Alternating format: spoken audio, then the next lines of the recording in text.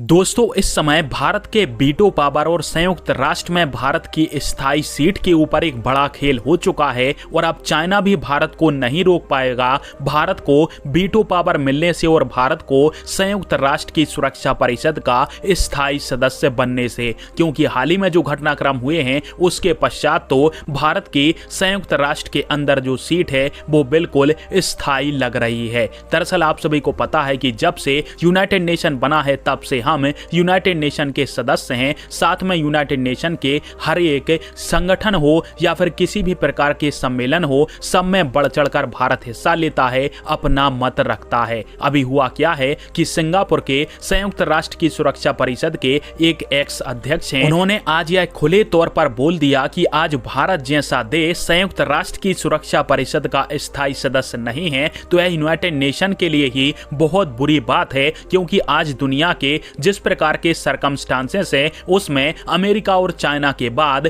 भारत ही diplomacy के हिसाब से तीसरा सबसे बड़ा ताकतवर देश है, जिसके कारण से भारत को सुरक्षा परिषद की स्थायी सदस्यता मिलनी चाहिए, साथ में वीटो पावर भी मिलना चाहिए। अब उनका यह कहना है कि यदि संयुक्त राष्ट्र की सुरक्षा परिषद में विस्तार नहीं होता है तो यूके को आगे आकर अपनी सीट भारत को दे देनी चाहिए, क्योंकि यूके का पावर अब वैसा नहीं रहा जैसा कि पहले हुआ करता था और यूके भी दशकों से अपना वीटो पावर यूज नहीं करता है, चुपचाप बैठा रहता है। यूनाइटेड नेशन के अंदर जो भी मीटिंग होती है यूके अपना वीटो पावर यूज करने से डरता है, और यदि यूके की सीट भारत को मिल जाती है तो संयुक्त राष्ट्र की सुरक्षा परिषद के अंदर एक अहम बदलाव होगा और भारत ऐसे कमजोर, पिछड़े और गरीब देशों की आवाज बनकर यूनाइटेड नेशन में उभरेगा, जो कि असल में यूनाइटेड नेशन के अंदर उनका मुद्दा उठाया जाने के हकदार हैं। ऐसे में यूके को अपनी सीट छोड़कर भारत को दे देनी चाहिए और स्क्रीन के ऊपर आप सभी इसका आर्टिकल भी देख सकते हो। परंतु दोस्तों,